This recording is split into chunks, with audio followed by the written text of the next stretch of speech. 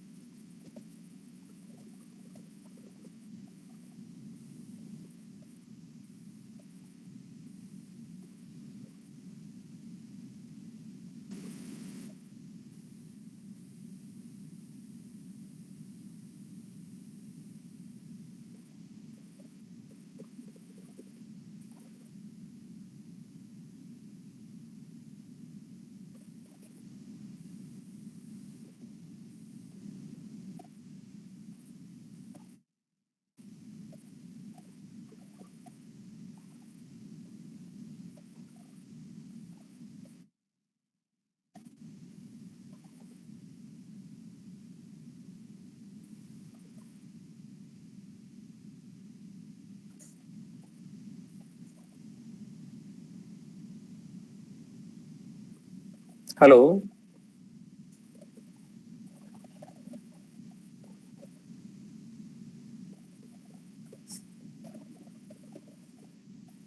Yeah.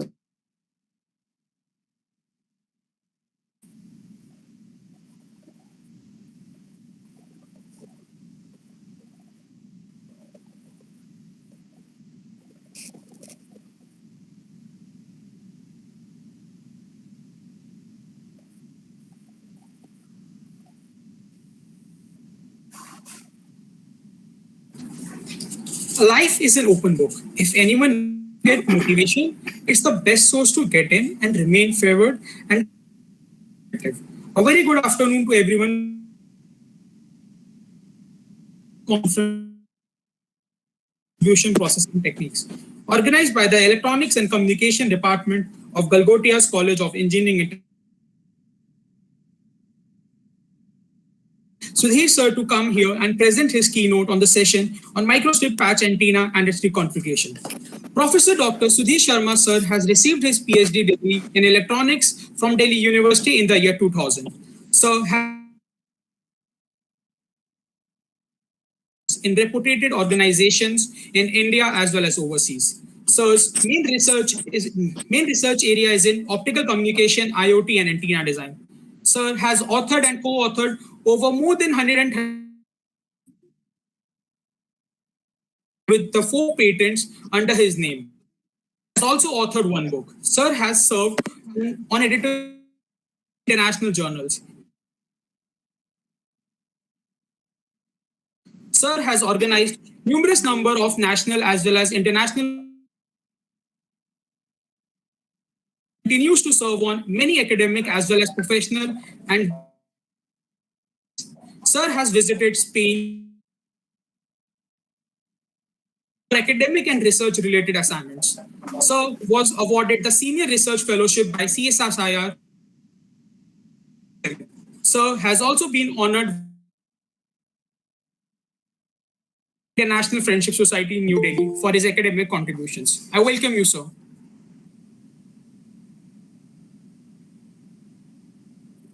And thanks for nice introduction. And the conference and this chair of this session based on this micro patch or we can say the micro patch. So I will start my slide.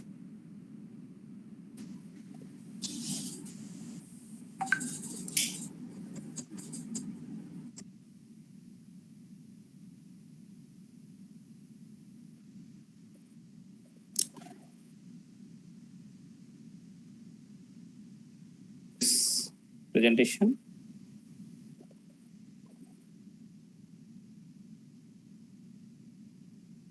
Need of reconfigurable antennas, switching, feature scope, which we introduce or which we discuss or which research area or research work.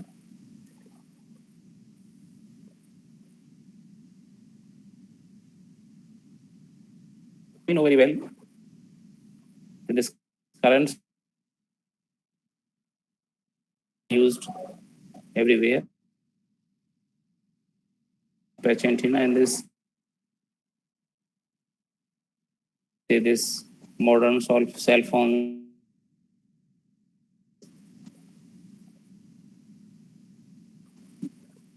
smartphones, communication services and digital communication services.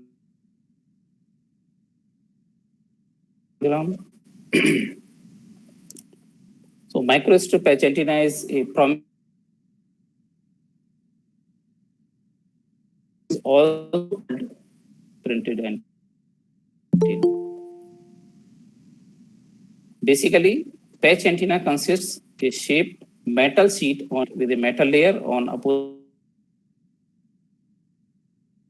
Shape of the patch is not restricted. It may be square or any other. This is just basic diagram of basic substrate or this is shown here. A patch, this ground is line and the notice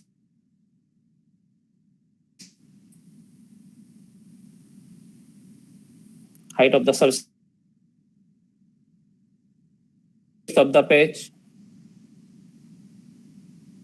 The radiating element is fed using either a coaxial by a coplanar microstrip line. Microstrip antenna to the plane of the substrate. This implies that the antenna can be at very low cost.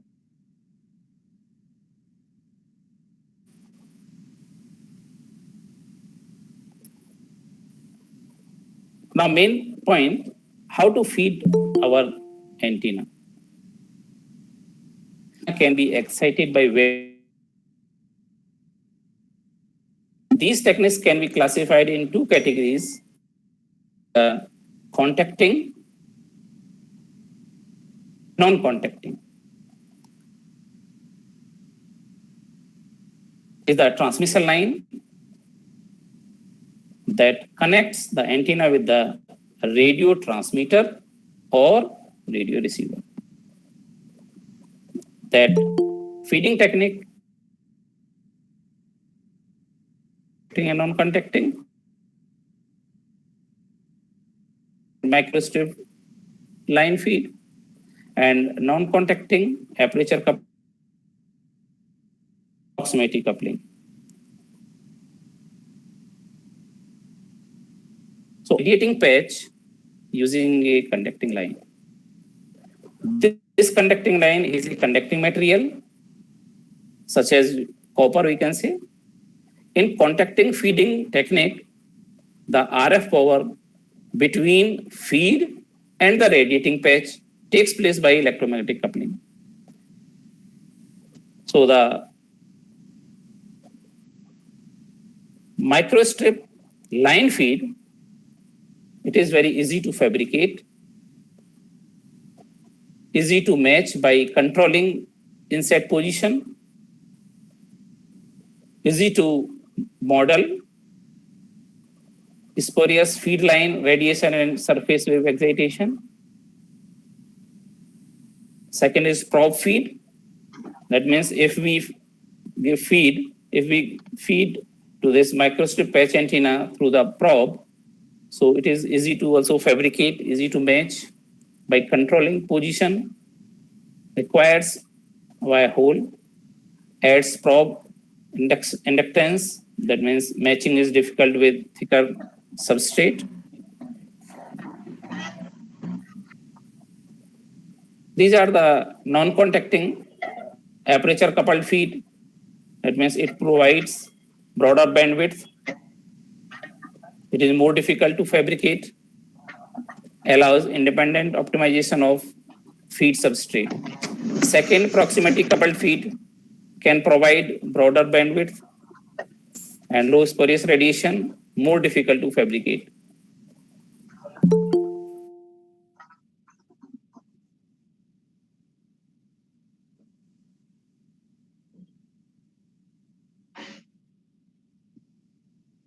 Method. If we talk about the spurious feed radiation, that means in microstrip line feed, the spurious feed radiation is more. Coaxial probe feed, it is also more. In aperture coupled feed is low, and if we talk about the proximate coupled feed, it is minimum. If we talk about the reliability, in microstrip line feed, it is better. Coaxial probe feed, poor due to the soldering, and aperture coupled feed is good. And the proximity coupled feed is also good.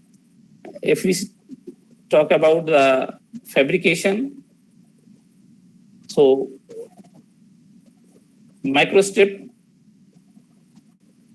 line feed, that is easy to fabricate, and coaxial probe feed, soldering and drilling needed for that.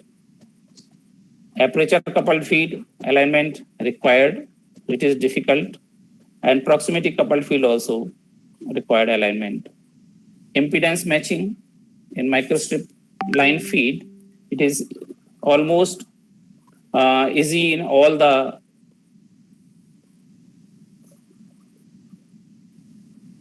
coaxial probe, aperture feed coupling, proximity feed coupling. If we talk about the bandwidth is most important. Microstrip line feed bandwidth is 2 to 5%. Coaxial probe feed is 2 to 5. Aperture coupled feed 3 to 6%, and proximity coupled feed 13%.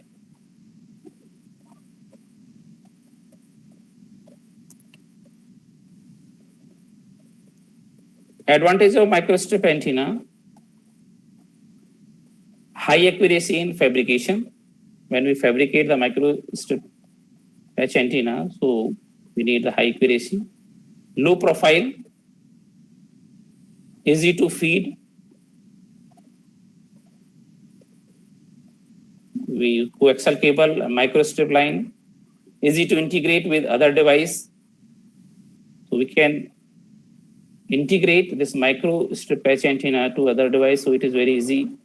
High directivity in microstrip arrays, smart antennas when combined with phase shifter or PIN diode switches. There is some disadvantages also. Narrow bandwidth, that means 1%, while mobile need 8%, so it is disadvantage. Low efficiency, especially for short circuit microstrip antenna. Conductor and dielectric losses become more safer for thinner substrate, and array suffers presence of feed network decreasing efficiency.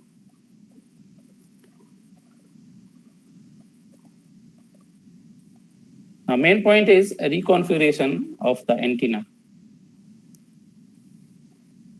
Reconfigurable antennas has the capability to change their properties such as frequencies, which is very most important, polarization or radiation pattern. So currently, multi-band antenna, which are designed to address more than one band, or we can say the service at a time, are the most practical and affordable single wireless model solution.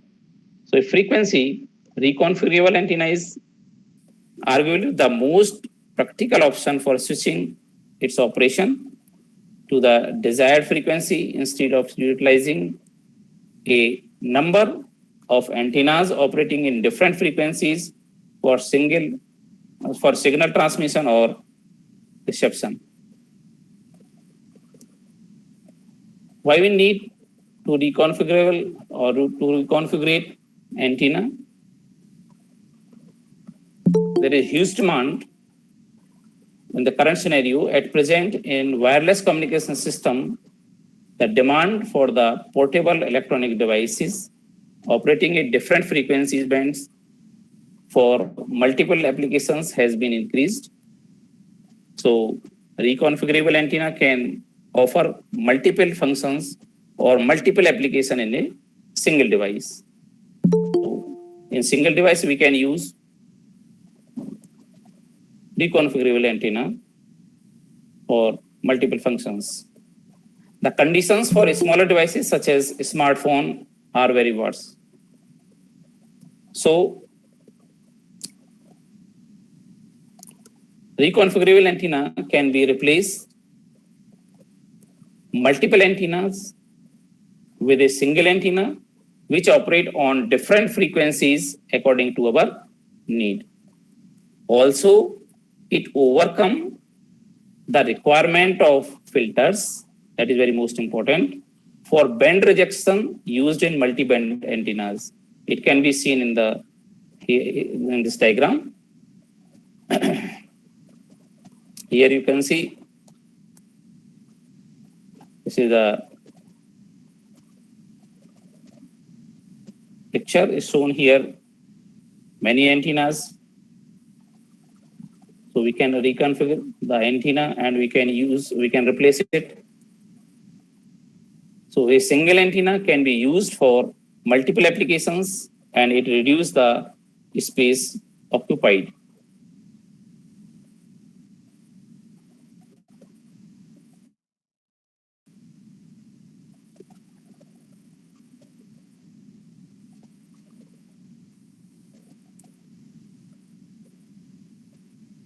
Band antenna that separate antenna for each service of a wireless communication system, and it occupy larger space as multiple antenna are to be used for each band of service. Cost of implementing antenna is increased as several antennas are implemented, and multi-band antenna reduce space but wideband frustrates miniaturization efforts, requires band poor out of band rejection transmitted of other radios may cause noise jamming. High cost filters are required, so we reconfigure single band antenna and multi-band antenna. Then we get a single antenna supports many wireless standards and minimal space requirement, degrades simultaneous operation as antenna supports one service at a time. Space occupied is only equal to a single band antenna operating for multiple services.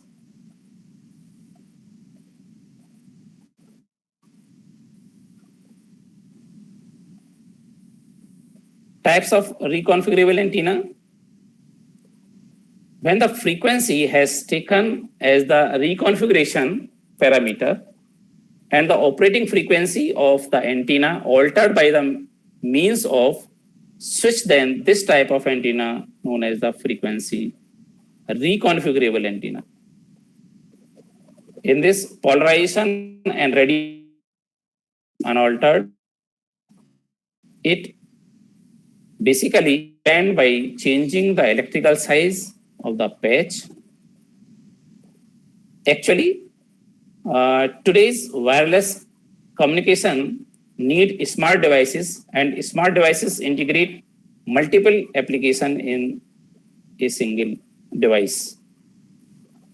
It means a single device operate for various applications according to requirement, and these applications and services include, we can say, for example, WLAN, Wi-Fi, GPS, GSM, weather radar, military applications, satellite, and many other communication services.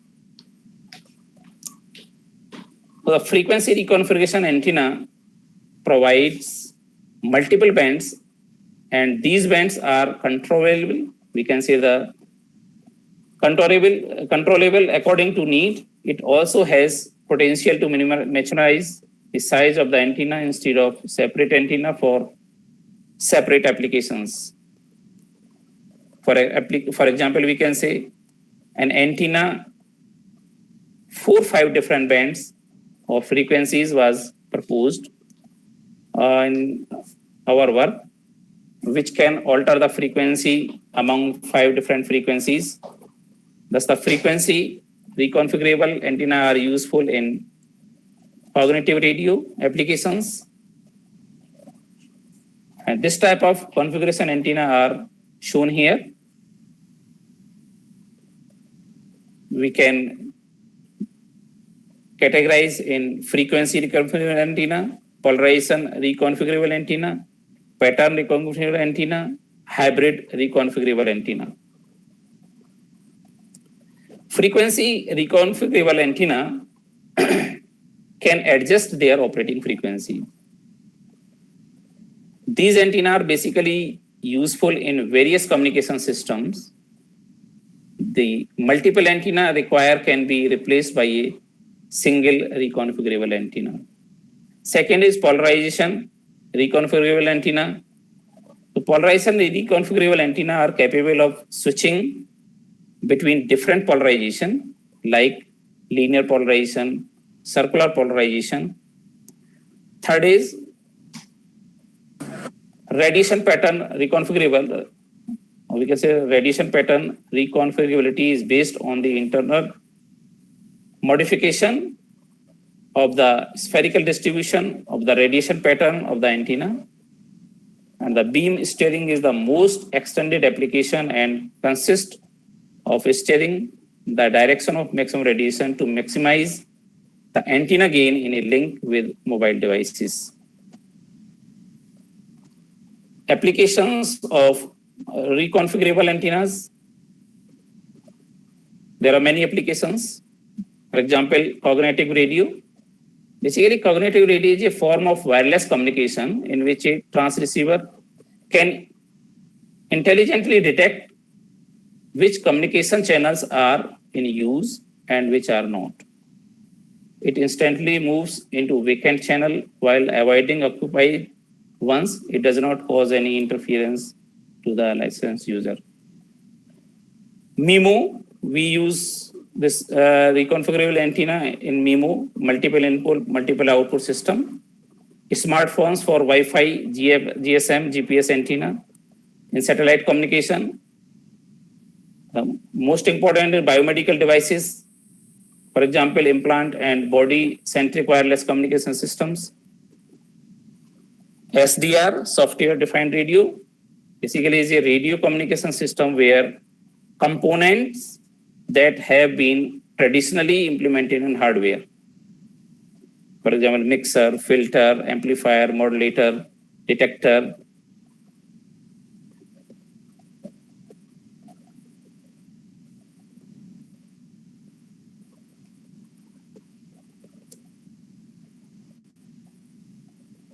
Advantages of reconfigurable antennas: it is more efficient, that means high efficiency, ideally suited for wide range of wireless communications and sensing applications. No filter is required for band rejection, and thus the cost of the system reduced.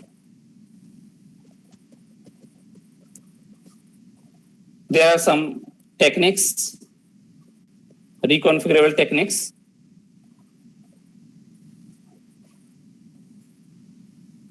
There are many ways to build reconfigurable antenna. These techniques can be utilized to reconfigure the antenna. So many of the reconfigurable techniques are categorized in 3 categories, and these are shown here. First is mechanical method, that is, we can discuss motor and actuator in this method. Second, electrical method, PIN diode. In this research work, we use or we discuss PIN diode, varactor diode, RF MEMS, optical switch, material change, that is liquid crystal and plasmonic.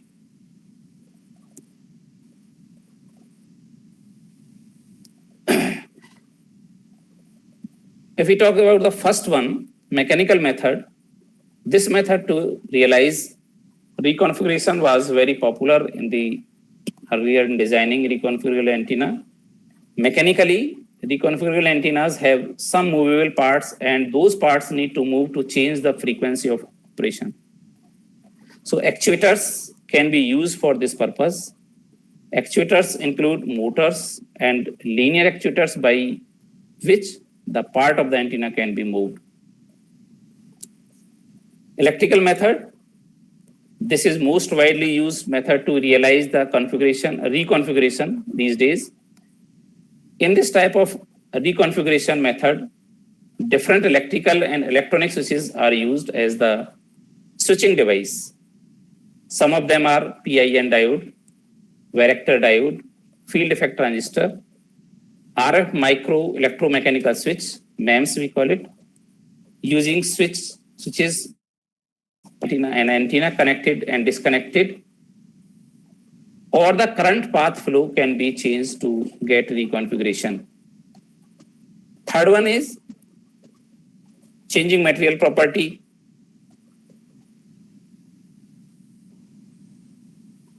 Another way to reconfigure any antenna is to use material and changing their properties by applying an external electric field such as liquid crystal.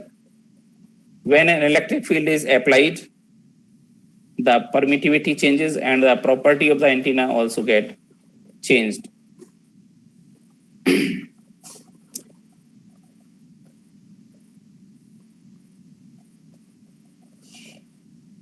Here, the reconfiguration of the frequency to understand the working of the antenna,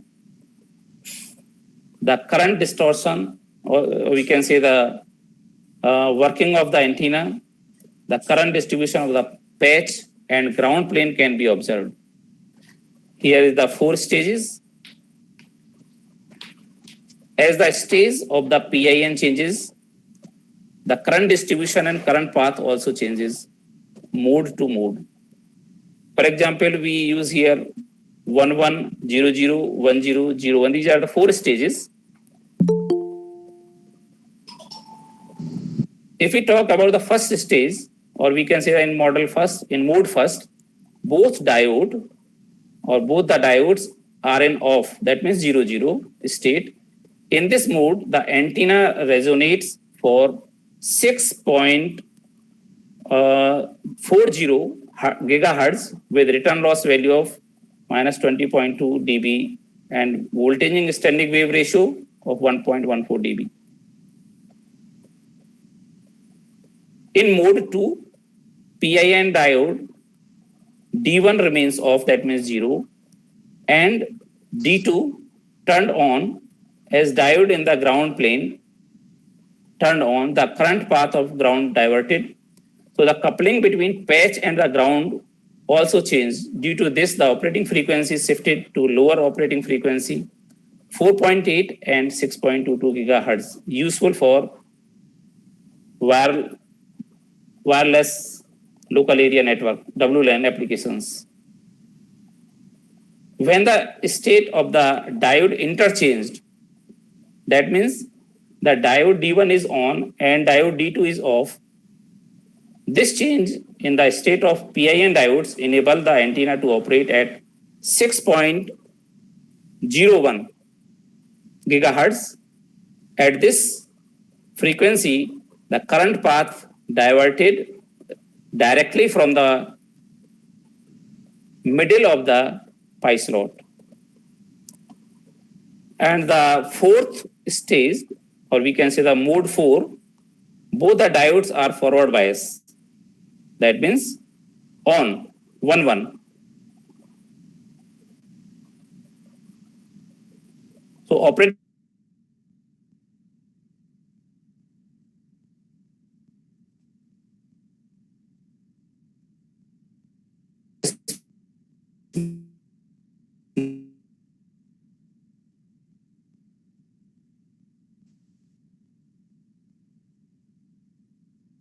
is 5 point. In this case, and PIN diode, while the current in the patch directly pass through the PIN diode D1, and thus the path of the current changes and the operating frequency also change.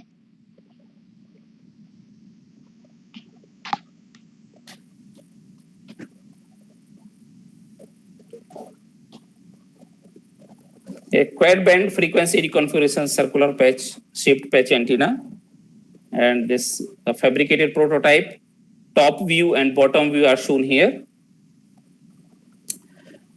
There are various technical challenges in antenna designing system due to the increase in the number of frequency bands, conjunction in spectrum and interference, etc. Proposed a tri-band wine glass shaped reconfigurable patch antenna for Wi-Fi applications with an overall dimension of this 30 mm into 30 mm.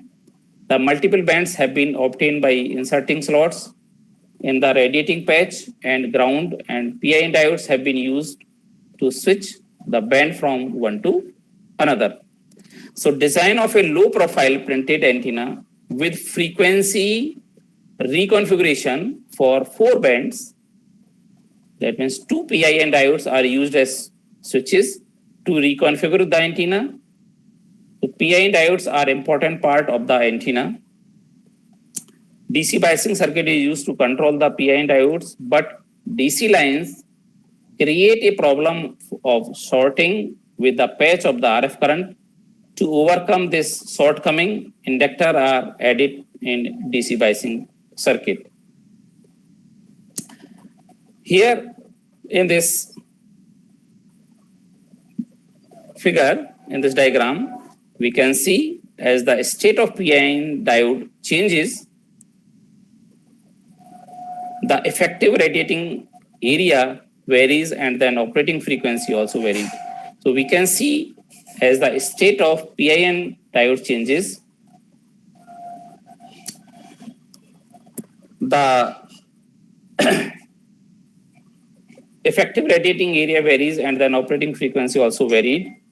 We can see that the operating frequency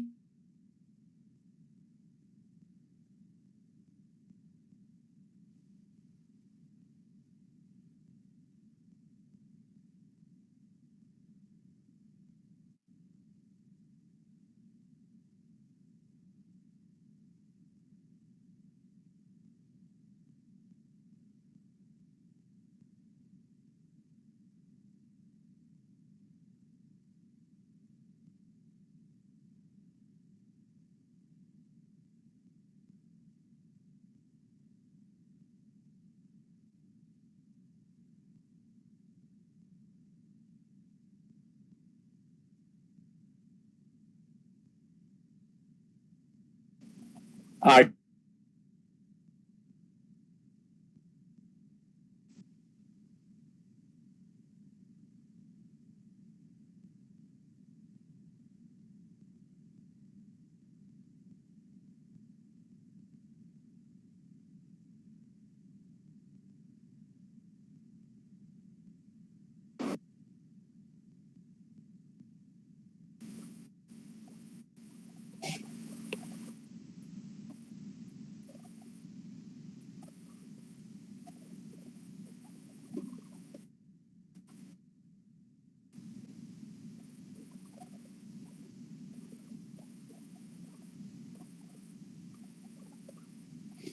Yes, please. Sorry for disturbance.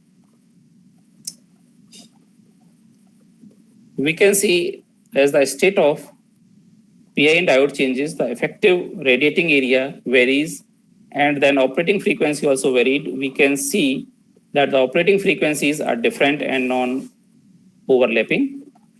So it does not require any filter for band rejection.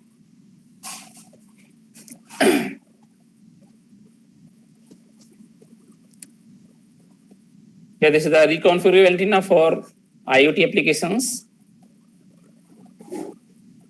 This antenna operates 5 different frequencies, and you can see here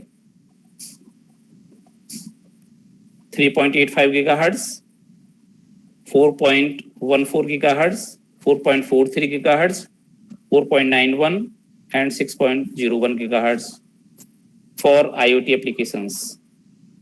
We can see that the operating frequencies are not overlapping to each other. So it is an advantage that there is no interference between frequencies.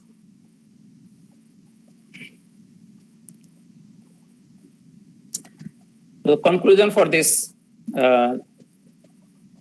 topic: in future smart wireless communication system, to enhance the performance and also to switch the antenna to more efficient application, reconfigurable antenna is a best choice. So this research focus on the design of compact and wide range frequency reconfigurable antennas for the frequencies as per the IEEE standard. Work has explored the design of some novel frequencies, reconfigurable antennas for different wireless services such WLAN, WiMAX for IoT application, C-band, and many other applications. So the proposed antenna is modified in both the sides, that is patch side and bottom side. Simple and compact frequency reconfigurable patch antennas working on different frequencies were explored. So aim of this work is to design antenna with tuning capability for a wide range of frequency and applications, implementing PIN diode as the switch.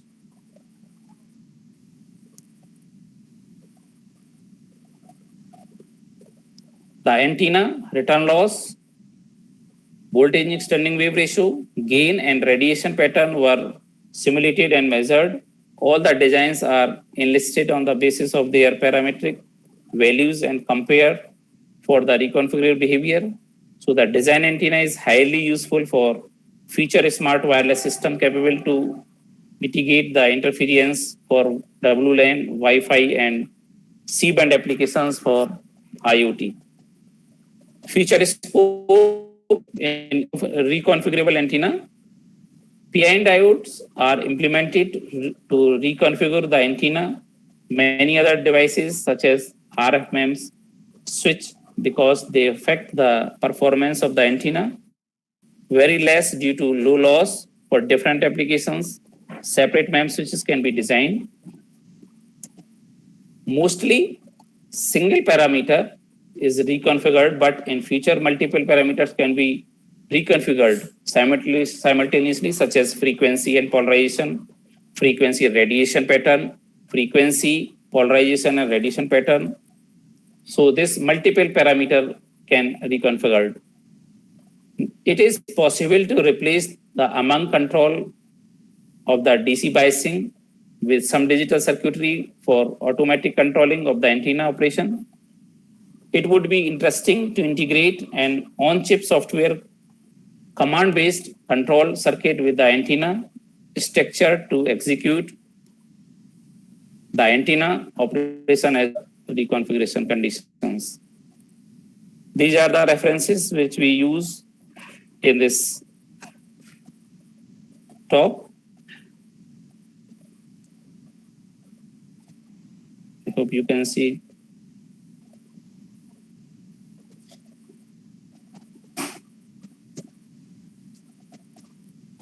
Thank you.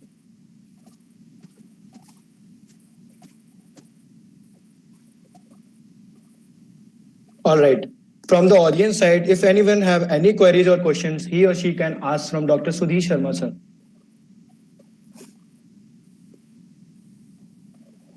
Any questions?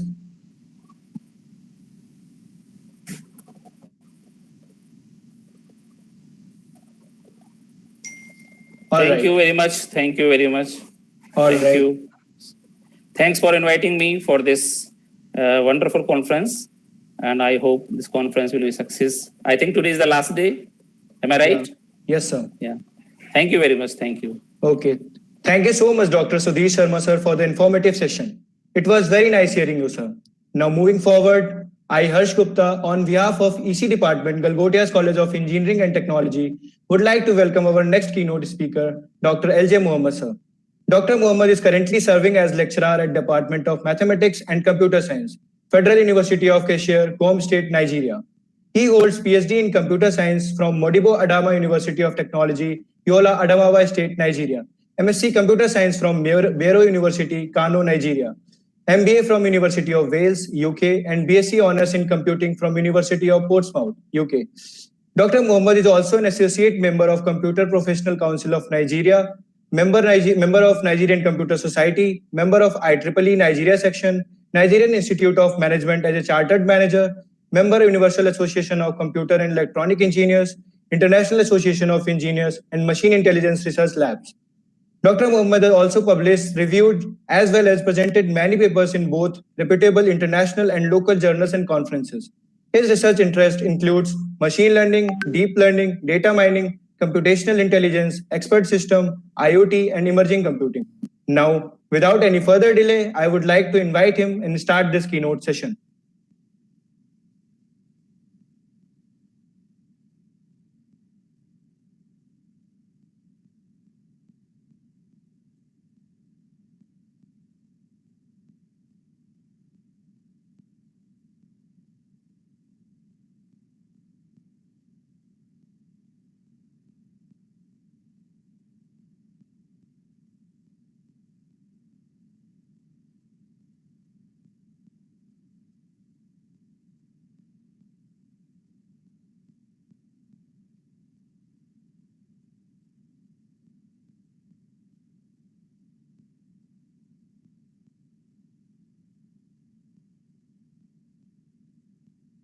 Mr. LJ Mohammed, sir.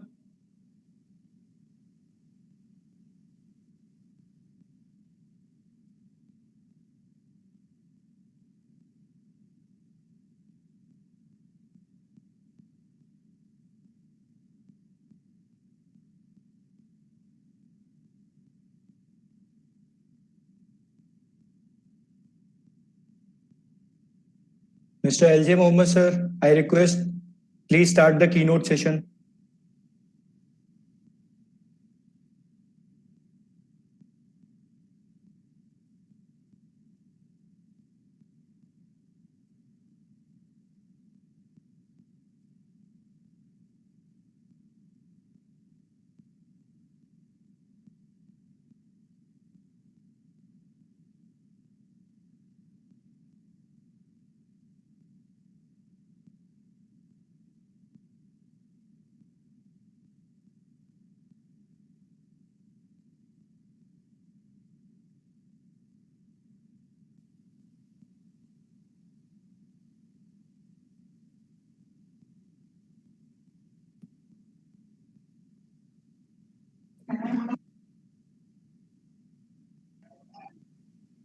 Hello?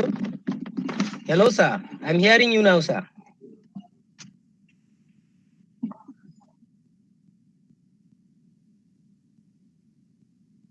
Okay, it's my time. Okay, Yes. Good day, sir. Good day, all. Are you hearing me, sir? Yes, sir. Okay, good day, all. You are all welcome to International Conference of Recent Trends. I get pleasure to chair the session titled Software Tools, Web-Based Simulations and Computing. Hello? Yes, sir, you're audible. Speak. Okay. So we all know that the internet is the largest world network and its multimedia front end and web has experienced tremendous growth since its development by Tim Berners-Lee in early 1990. So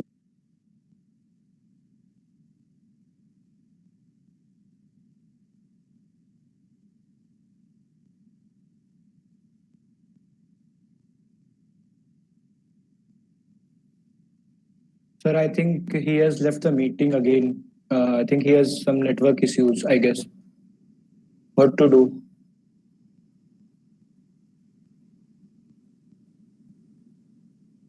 Hello. Okay, sir. Okay, sir. Okay, sir.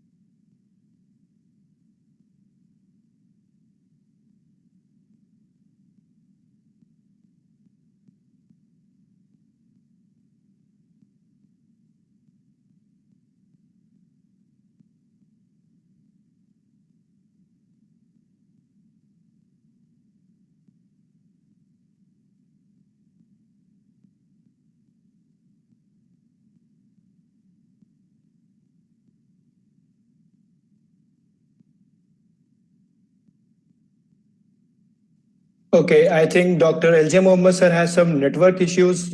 Now, moving further, I am very delighted to welcome our next keynote speaker, Dr. Sunday Ekpo.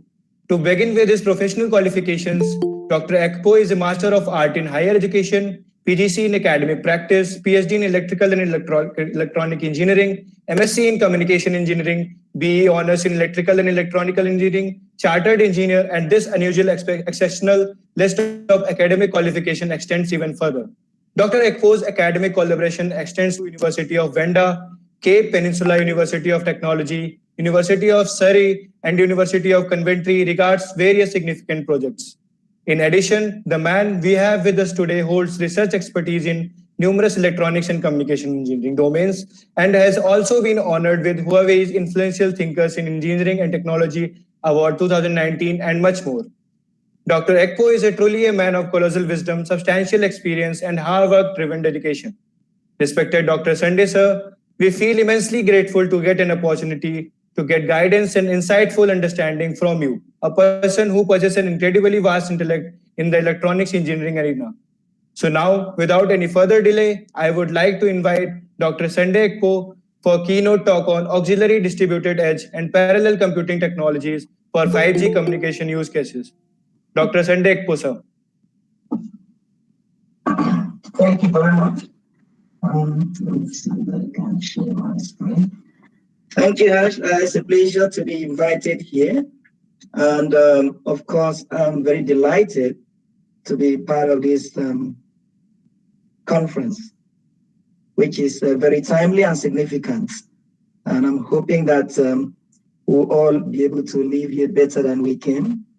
So I'm gonna just quickly share my screen. Thank you for the humble introduction and citation of my work.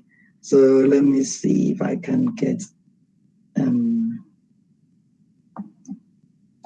my slide shared. Okay. Right, can we see my slide, please?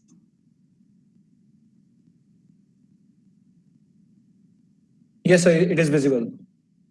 Right, let me see. Okay.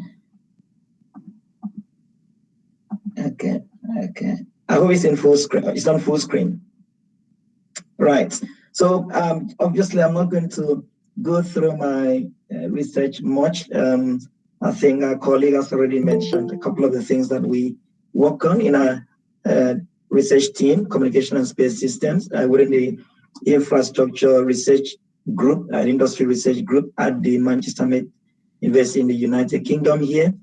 So my topic is auxiliary distributed edge and parallel computing technology for 5G slash 5G plus, so that includes 6G and future really access technologies. In terms of communication use cases, I will just be going through a bit of what, in terms of radio access technology, the challenges, and why auxiliary distributed edge and parallel computing technologies would be relevant. The key message here would be around how these auxiliary or enabling technologies sort of help in boosting the coverage capacity, the latency, the variable latency requirement for different use cases, whether you're looking at it, smart factory, like our last speaker. I was really blessed by the last speaker. I really enjoyed the talk.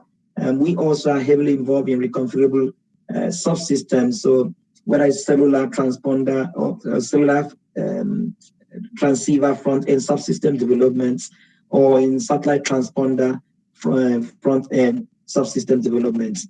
And I'm thinking this would be a good opportunity for more collaborations with international partners.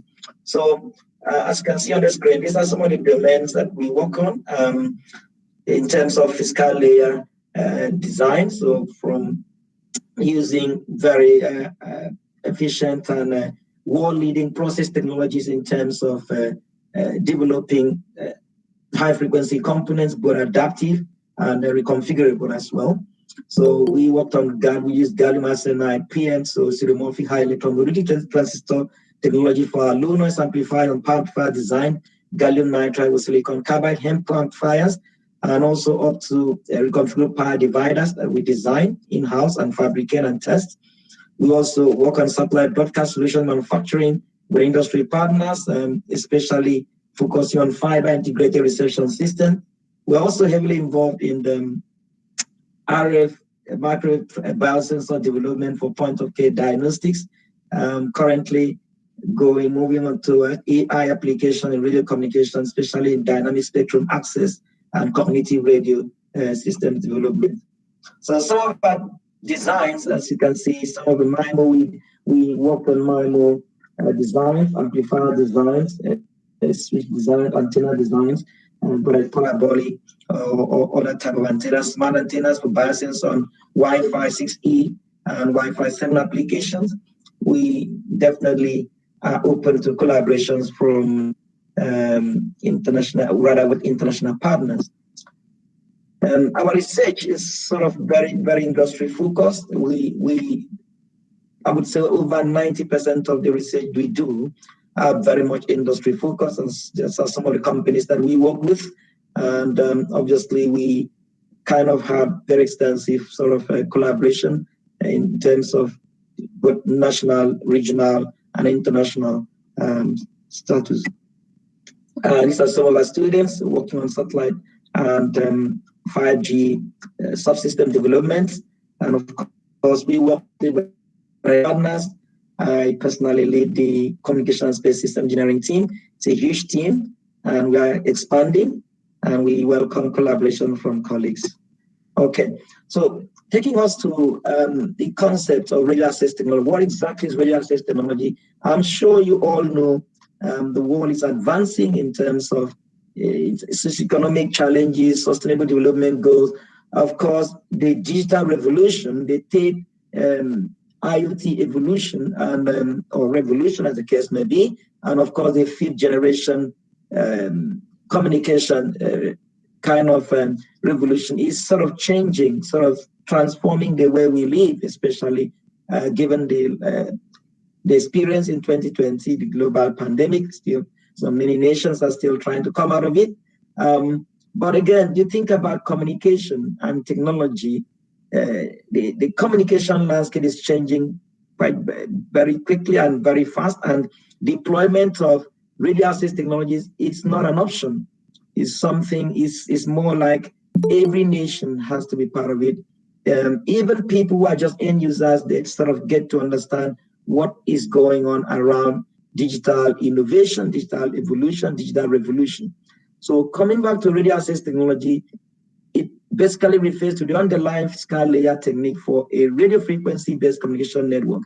And this is tied to the kind of access standards for data communication, whether you're looking at wired, wireless, so bounded media, unbounded media, free space optics, fiber, wireless or copper radio frequency, but carefully chosen to address network capacity and data rate, latency, and quality of service metrics that the users will require for, kind of seamless, ubiquitous communication. And of course, these are all driven by the increase in interconnected devices, demand for higher capacity data rate, and software-driven architectures at higher frequencies, and wider spectrum. So they kind of bring about, cause a bit of network requirement that will propel the development of the different radio access technologies. And that's why we have different generations of radio access technologies, obviously utilizing both licensed and unlicensed frequency spectra. As for the first generation, when we had the advanced mobile phone system, we move on to the second generation with the GSM, the Global System for Mobile Communication, and other standards. We also had the third generation. And all of these generations, they had sort of different capabilities and features. We'll see those shortly. And we had just, start 2018, 2019 early, we had the fourth generation, the long-term evolution as well. And we're all moving to fifth generation. As of 2019, when nations, especially the UK here, we started deploying the 5G radio access technology as part of the mobile communication ecosystem. And of course, the whole world, nations are beginning to embrace this new radio access technology and deploying them within their mobile communication ecosystem. And as you can see, the different frequencies that are utilizing sort of being deployed for the different radio access technologies in terms of generation. So for the second generation, you can see frequencies around between 700 and 950. So you can see that small patch. They also had a bit of at 900, 1900, so 1.9 gigahertz frequency area. And of course, we have the third generation sort of sandwiched and loosely sort of juxtaposed with the second generation. But with the fourth generation, we begin to see more spectrum being opened up for cellular communication.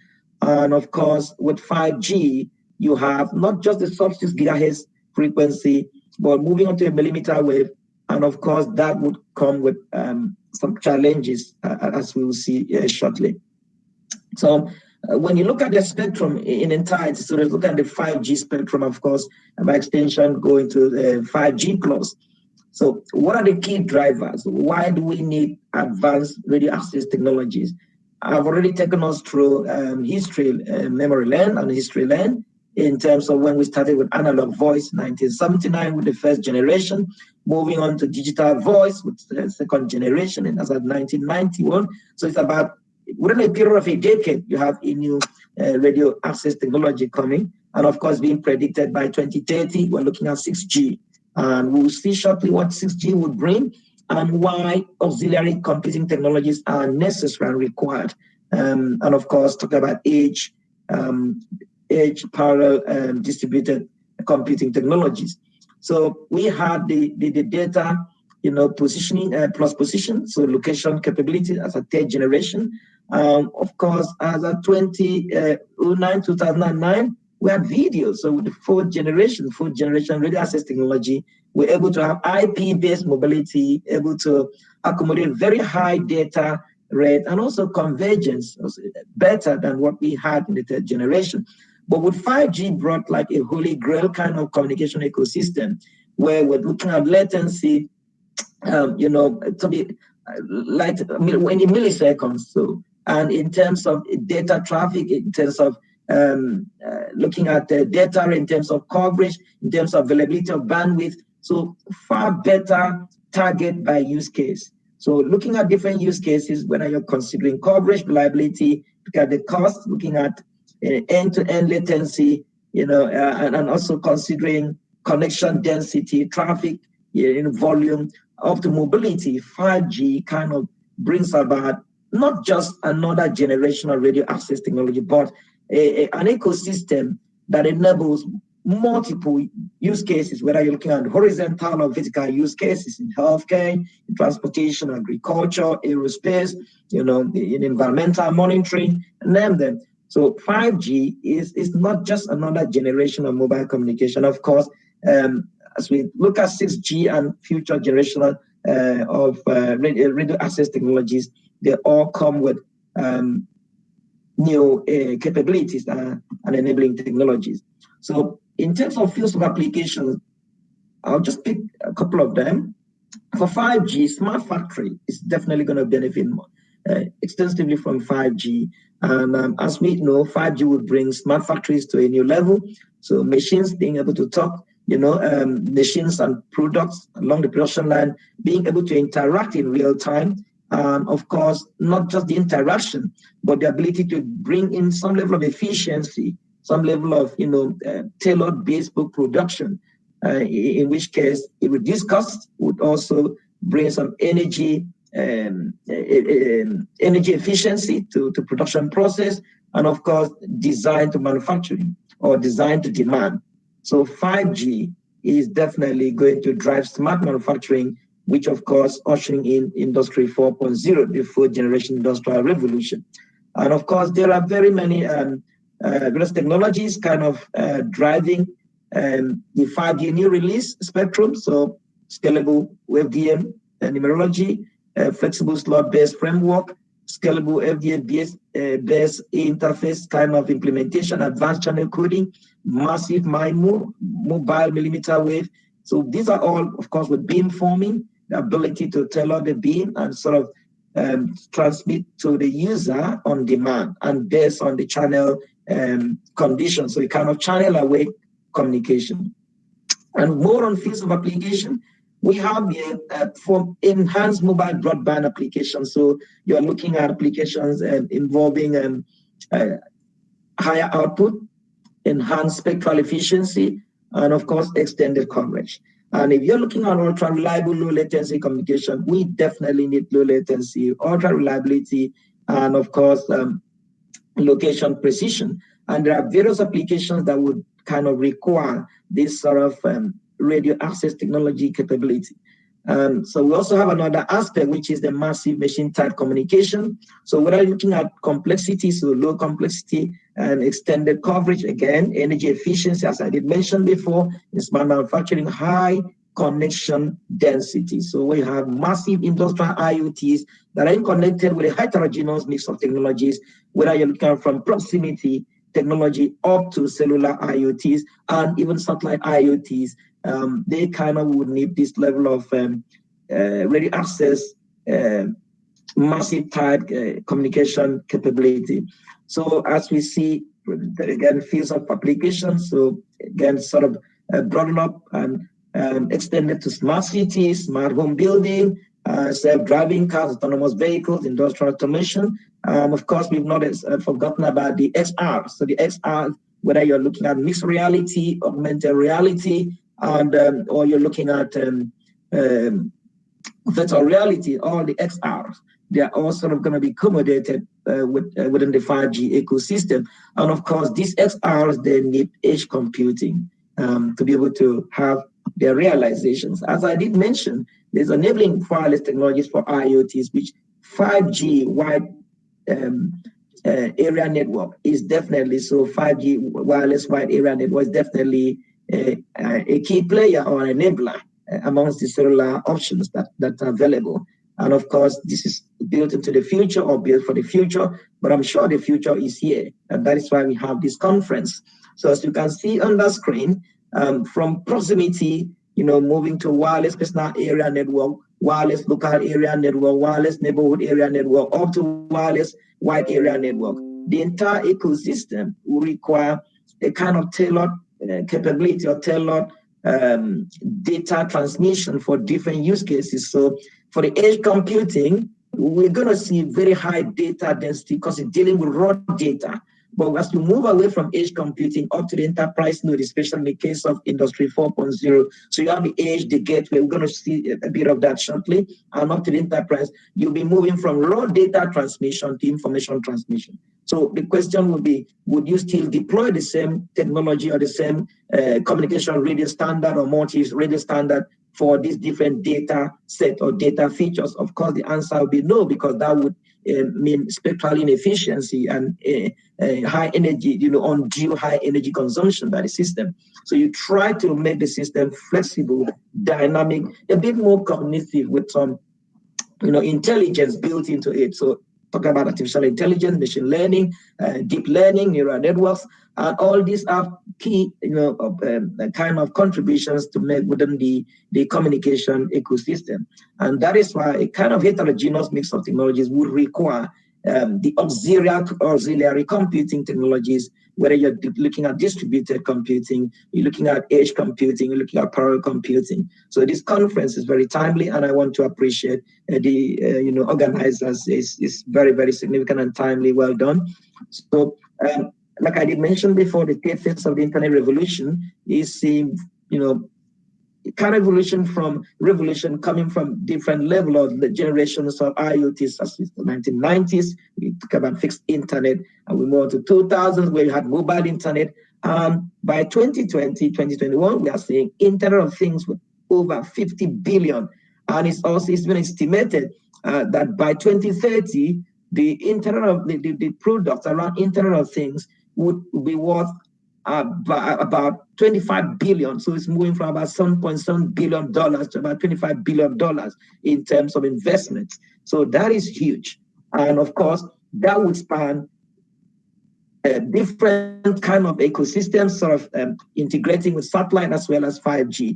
And the wireless connectivity would sort of cover smartphone, smart home, covering wearables, smart city, industry, automation, smart energy, connected car, and name them. And the list is expanding. And all these applications sort of would find different use cases, different use cases would find different applications depending on need and deployment requirements. And all of this would require different level of auxiliary computing technologies. Of course, the distributed, edge, and parallel computing technologies. And as we see, no single wireless technology can provide the connectivity for all IoT use cases. And that is why the heterogeneous mix of technologies and careful deployment of these technologies would be a key game-changing consideration. Of course, that's why I want to sort of give more kudos to the last speaker, thinking about having different antennas to cover the spectrum we have. So it would be creating problems in terms of the form factor of the devices that we develop. So for example, a typical 5G mobile phone should have a minimum of about 8 antennas for us to realize the capabilities of 5G. And if you were to deploy different antennas, so different antenna designs for the different kind of bandwidth of slots that we have within the 5G ecosystem, that would make the mobile phone a very huge device for communication. So the concept of adaptive and reconfigurable subsystems, transceiver front-end subsystems is definitely the way to go. As we can see, 5G enables new IoT markets within the integrated satellite 5G ecosystem. And of course, I've already talked a bit about connected vehicles, connected cars, but we also have within the medical, home automation, remote patient monitoring, fleet management, the massive connectivity use case, mission critical connectivity use cases. And these all have different requirements. So for example, if you look at home automation, the requirement could be low cost, low energy, massive numbers, long range. They would require different auxiliary computing technologies to realize. And 5G definitely brings this ultra low cost, ultra low energy, and wide coverage. And what would 5G bring to mission critical connectivity use case? Don't forget, this is referring to examples around autonomous vehicle, remote control in manufacturing, medicine, remote surgery, of course, point of care diagnostics. So where you have like emergency mobile care or emergency ambulance, which could provide real-time connectivity to the hospital, and also having access to emergency care centers in near real time with a very low latency. So 5G would bring that ultra high reliability, ultra low latency, high security network. And a combination of all of these is not achievable, with current wireless technologies.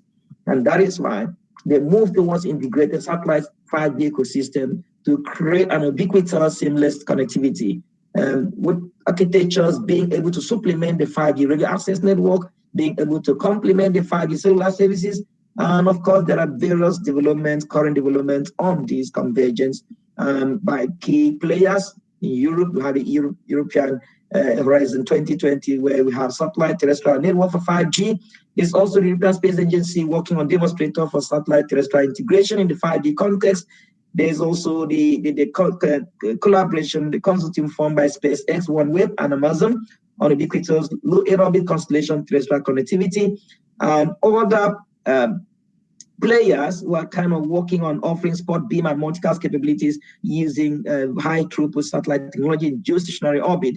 The third generation partnership projects also creating standard around role of satellite communication in 5G standardization. All of these would require auxiliary computing technologies, which will span distributed, edge, and parallel computing. As I mentioned before, 5G does not just bring opportunities, but would bring challenges. There are some challenges associated with 5G, and which challenges obviously would need auxiliary technologies to support, besides the conventional, traditional kind of technology deployment design constraints. So we look at millimeter wave, it's bringing higher bandwidth, it's bringing higher data rate, but what will this challenge? Shorter distance, reduced coverage, component complexity, these have to be overcome. Now, you look at beamforming, an auxiliary technology for 5G, is going to boost the antenna gain. It's going to give special signal alignment tailored to the user to ensure that the system has a higher system efficiency. So a bit of channel-away communication here. So, but what will be the challenge? Construction of those antennas, deployment over the air, testing. This is going to pose a huge challenge, especially as we move on to the millimeter wave frequency. Multi-connectivity, higher data rate once again, redundancy, because they're having kind of reconfigurable capabilities whereby the network is intelligent, cognitive enough to know which channel is able to transmit data at a given data rate. So consider, for example, a low Earth orbit is trying to communicate with an IoT or a 5G IoT or cellular IoT kind of node.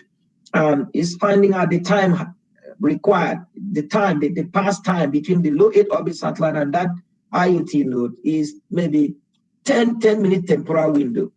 And the data that is going to transmit is about maybe 1 megabyte. It could be difficult if the satellite is using, say, data rate of 100 kilobits per second to finish transmitting within the time temporal window that it has.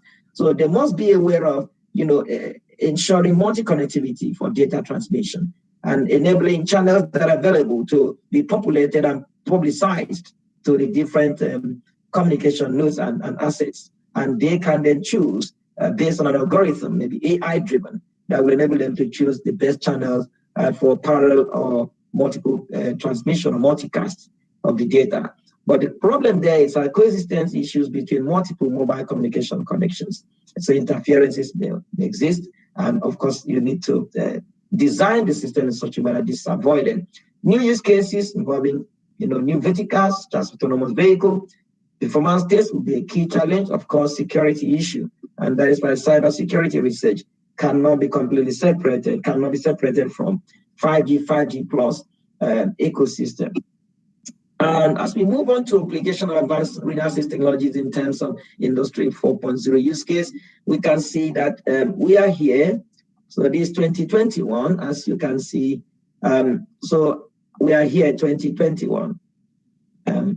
And what are we achieving at 2021?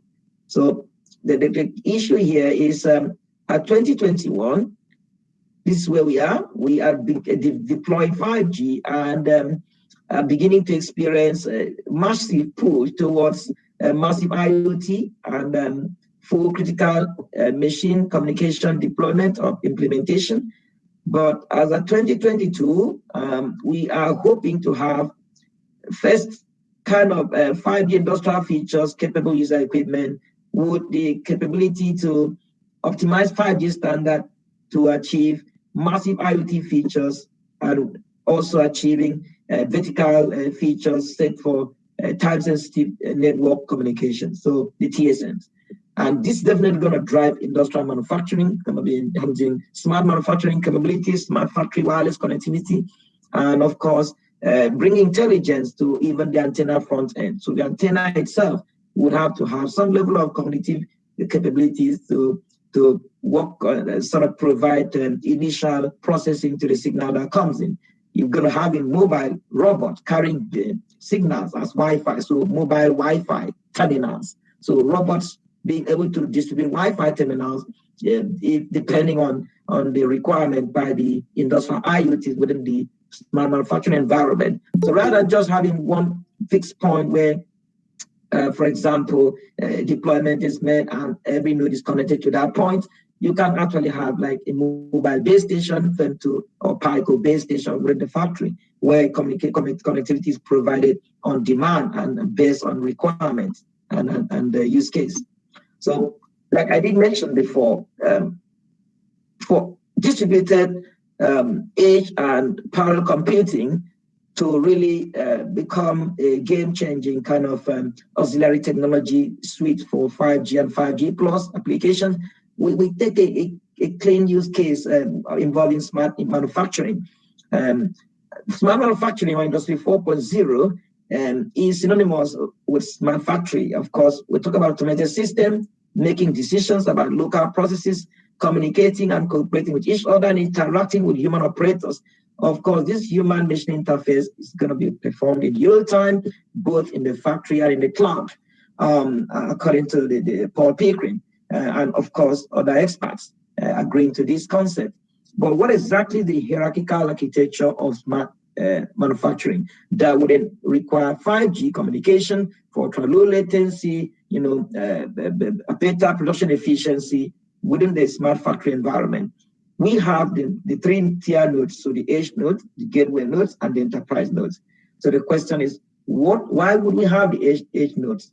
Of course, you don't want undue demand on network resources, cloud resources. Of course, you just definitely want decision to be taken within the shortest possible time. So ultra-low latency application, so that the edge node would localize resources, will have enough resources to process data and take quick decision within their node domain. And that takes us to the auxiliary computing technologies for 5G / 5G plus. I have three here, which we've already been talking about: distributed computing, edge computing, parallel computing. When you look at evolution from 5G to 6G, you see as of now, with release 15 of the new radio standard for 5G, talk about this, the sub-6 gigahertz and the millimeter wave, you see that edge computing is already part of the 5G ecosystem. So you have all that type of, supporting like technologies or implementations such as network slicing to enable tailored bespoke applications use cases. You also have service business application sort of based on requirement within the core networks. And these are all going to sort of advance towards what we have in terms of the 6G application, where we have high fidelity kind of communications, have terahertz communications, kind of pervasive artificial intelligence, multi-sensory communications. But from 5G to 6G by about 2030, we're going to see a kind of an expanding requirement for auxiliary computing technologies, which means research in the area of edge computing when I thought computing, edge computing, distributed computing, parallel computing would definitely increase because of this massive requirement for communication. Of course, 6G is being sort of projected to bring near zero latency, meaning that more pressure on edge computing, no latency at all. The demand is met by the node, is executed instantaneously. And as we look at distributed computing technology, it's of course an auxiliary computing technology for 5G, 5G plus, but we look at the 5G, 6G, which is a 5G plus radio access technology. It's a vision as distributed computing and connectivity architecture. So you can see that already 6G will require highly distributed computing and connectivity. It will have to be flexible and efficient. And because it's going to be a network of networks, it will have to enable easy integration of literally everything. And of course, talk about 100 gigahertz, 100 plus gigahertz nodes, space, non-terrestrial networks, NTNs. So, I did talk about the satellite cellular convergence ecosystem. So 6G is definitely encapsulated. It's going to be sort of carrying that in its ecosystem suite and offering. Novel AI-powered enablers, joint communication and sensing, local and distributed compute capabilities. These are all going to be part of the 6G ecosystem. Okay, and of course, the integration of non-terrestrial network components like the low Earth orbit, medium Earth orbit, geostationary Earth orbit, or stationary orbit, and overall space-based borne assets will become interconnected. And that is expected to offer distributed storage and compute services. Is expected to bring about extended and supplementary coverage for connectivity. So a seamless kind of ubiquitous connectivity data relay, such that the entire globe is sort of covered. Continental terrains that terrestrial infrastructure might be difficult to deploy, and that is why low Earth orbit kind of satellite development and missions is bound to increase. So whether you're looking at nano satellites, CubeSats, would all have the capability to integrate with the 5G plus and satellite convergence ecosystem, and they would also be required to have access to the auxiliary computing. Now, moving on to edge computing technology, is also by the 10th Generation Partnership Project for edge computing supported in Release 15. It's a user plane function close to the user equipment and could be selected for a particular user traffic flow. I did mention ultra low latency capabilities, reduce transport bandwidth. There's no need for extra bandwidth requirements. And of course, edge computing development importance is driven by multiple factors that would include massive IoTs, as we learned even, and new AI machine learning based distributed applications. We can support delay sensitive applications, so time sensitive networks for cloud control, unmanned really benefit from multi-access edge computing. So in terms of applications, applications to be located close to the user equipment, because that would enable reduced end-to-end latency, and that would also reduce transport requirements. Edge and ubiquitous computing, with the satellite and system, they need to reduce the traversing between IoT devices, have centralized cloud computing resources. The volume of that of traffic being reduced between these IoT devices and centralized cloud computing resources would enable delays and will increase responsiveness. application that I mentioned before. So whether you're looking at mixed reality, you're looking at virtual reality, augmented reality, these are all going to be supported within of the smart manufacturing or industry 4.0 hierarchy. So in release 15 of the 5G, or designed to be able to support low latency, high around December 2021. The 10th generation partnership project would try to evaluate various aspects of supporting the XR, and that would efficiency is definitely key, capacity, and as well as mobility enhancement. As we move on to cloud computing, as a wrap up my talk, it's again 5G plus, and of course, the actual 5G plus mobile system would resemble a kind of a computer program is created within the programming languages, compilers, and interpreters, because they are kind of intent-based expression of needs and services. They are becoming applications. The implication of that is that the data-driven application will be running in parallel to other applications. And that is drive or define the deployment. So 5G plus use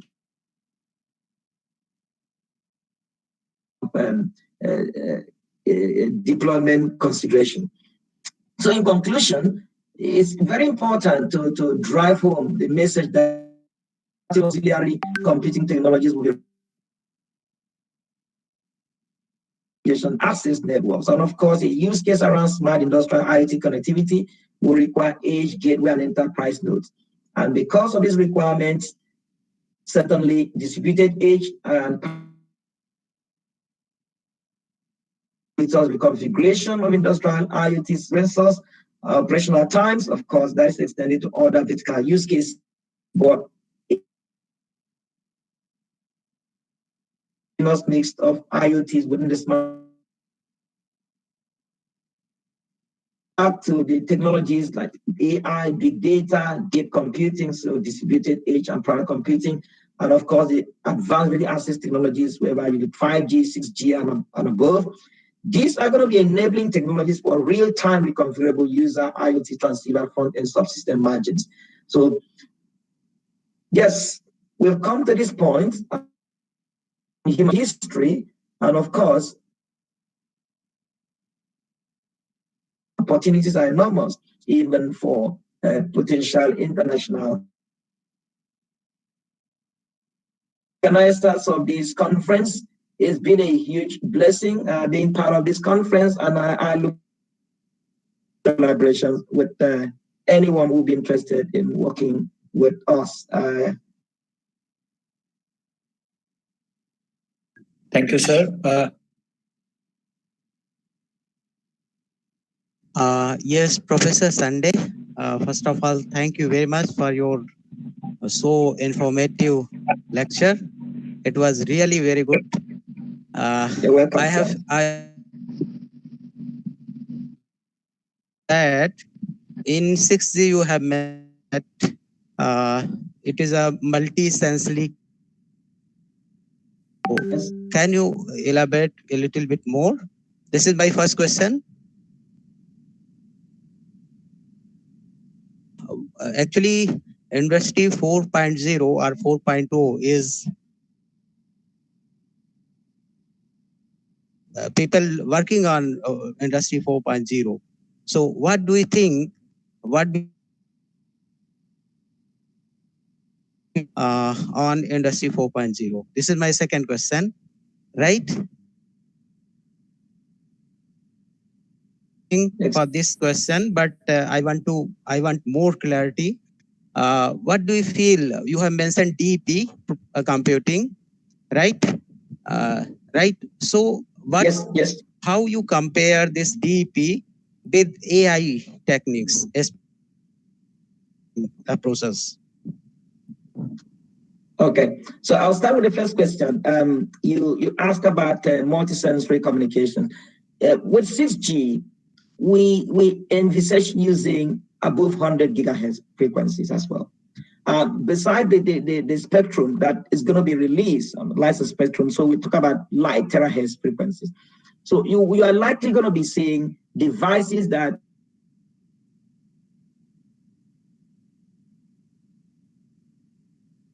one type of communication. So currently, I'm sure it's just maybe able to sense or use maybe radio frequency type communication. But with 6G, you are going to have free space optics.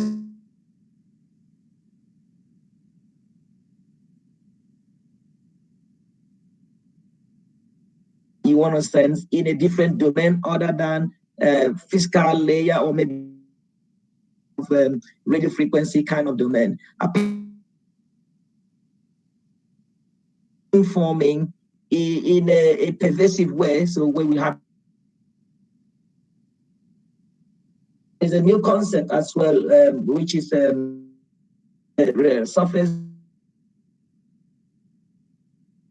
reflecting surfaces with 6G. So these are all going to enable very many expanding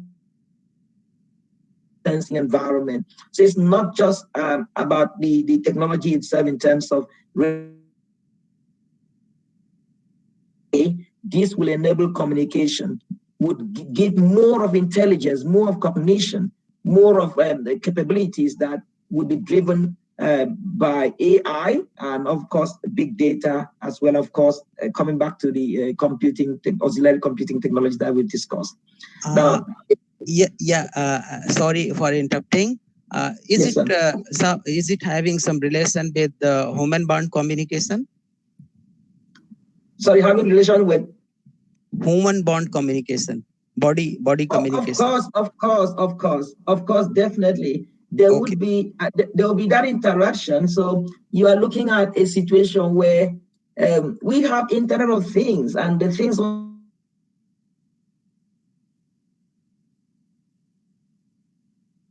about wearables with 6G, multi-sensory communication with humans. I was sort of looking at it from the perspective of the technology itself, not in terms of maybe a particular use case that will involve human interaction. Of course, human interaction with technology will be becoming more and more pervasive than what we're having now. Yeah. Definitely.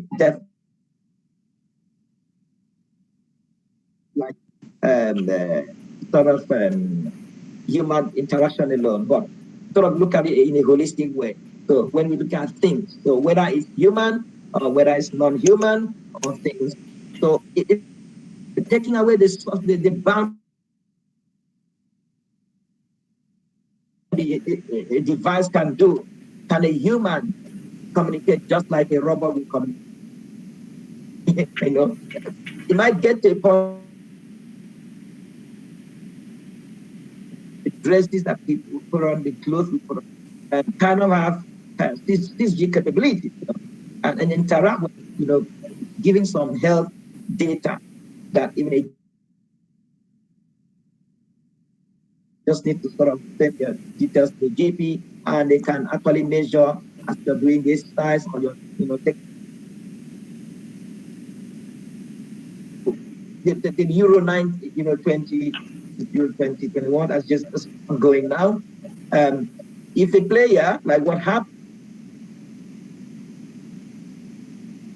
this G would enable new kind of jerseys to be you know, made for players, such that before the player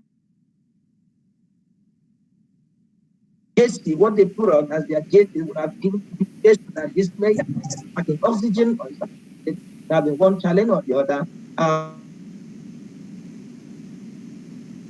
The referee can call the match before the player is already on the pitch. I mean, on the pitch. So this sort of capabilities would definitely be part of the city that should be able to offer. Yeah. Now, you did ask question around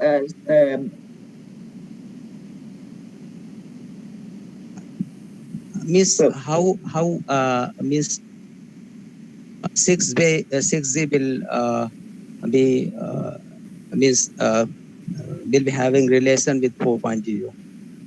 Yes, so 6G, let's take, for example, let's just use one aspect of 6G, which is integrated satellite cellular. And you want to remotely kind of integrate the operations and the processes. Obviously, if the location of one of the factories or one of the location of the factory is such that, or maybe a sense the factory are looking at different places, and some of the places will not have a 5G access or good connectivity, then you will need a satellite gateway. And this is where 6G is going to play a key role. You know, the greatest satellite convergence is seamless. It's 7 non-stop, and you can have what they can. So you have heterogeneous mix of technologies. You latency, near zero communication. So very, very lower than what 5G can. Okay. Right. Okay. So, And Dr. Sunday, I have one more question. okay. Yes, please go ahead. Yeah. What property an antenna being proposed to use in 6G should have? What should be the property of antenna being used The in property of the 6G. 6G? 6G. All right. Well, yeah, that's a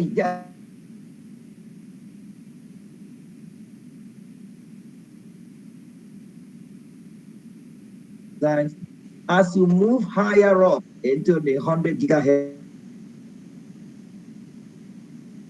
are associated with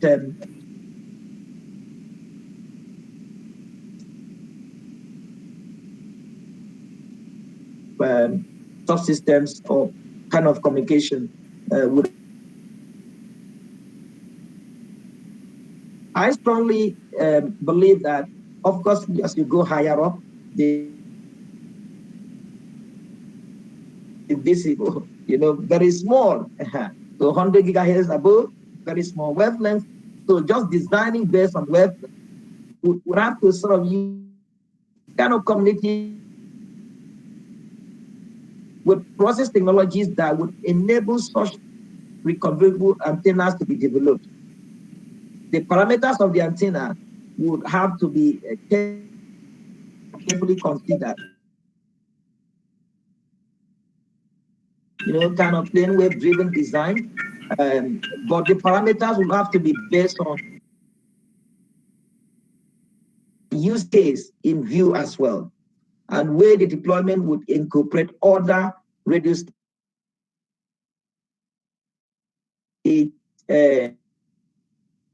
design. The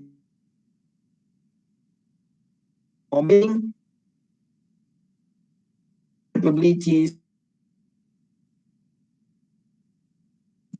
because you are promising energy efficiency. So for us to have energy efficiency, I foresee massive RFID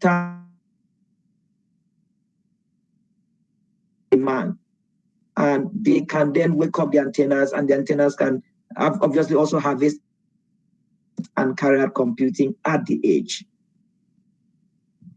Hello. Okay. Hello. Professor Sunday, I want to add something for this question. What should be the appropriate material for it? What I have means information regarding this. Plasmonic antenna or graphene-based antenna will be used for 6G and beyond. Actually, Right, sir. Thank you very much. You in terms of material, after are not related to material, the performance like bandwidth, polarization, what are the exact parameter will be required for 6G? How much bandwidth required? Because if you are going higher frequency,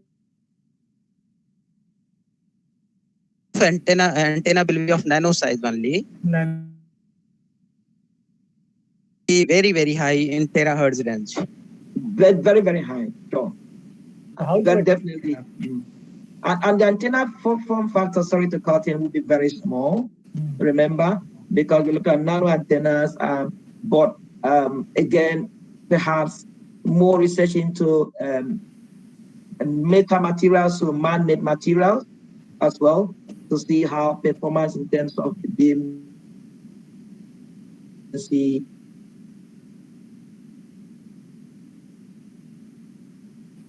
maybe seeing all kinds of oscillating in the. You have to look for the compromised method or way to find out other parameters as well as the availability of the material. Absolutely. Okay. So, thank you. so thank you once again. Thank you very much, sir. It's my pleasure. Okay. All right. Thank you, Dr. Pandey. All right. Do we And have any other questions? Do we have just any? Yes, sir. Dr. Lakshmanan, thank you for. Oh, thank you, sir. Thank you. And I think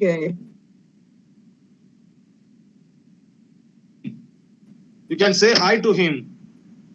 all right. Where is he?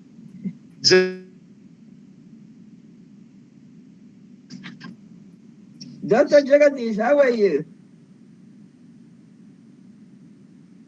He's there. How are you?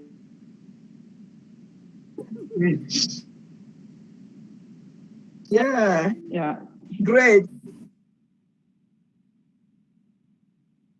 it was nice Yes, thank you, presentation, Dr. Dr. Sandhi. Jagadish. Yeah, I think thank you for inviting me. I really enjoyed this. was there in the meeting. Was Dr. Prabhu able to join? Hello.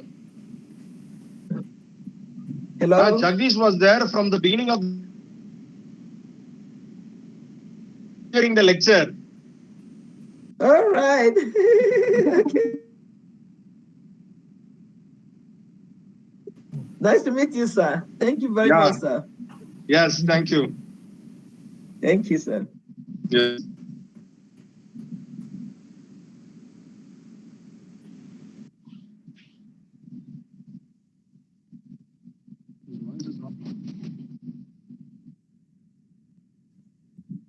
Harsh, your voice is not coming. Dr. Ekpo sir, for creating such an enlightening session for everyone. The session was very interesting and productive for all of us. Thank you for joining us. Collaborating together. Thank you. Sure, definitely. All right. Since Dr. LJ Mohammed sir is not in the meeting, he has poor connectivities. Now, participants, kindly please note that the line are running parallelly. So everyone is requested to join their respective tracks by the assigned Google Meet links to you. Thank you. Once again, thank you. Thank you everyone for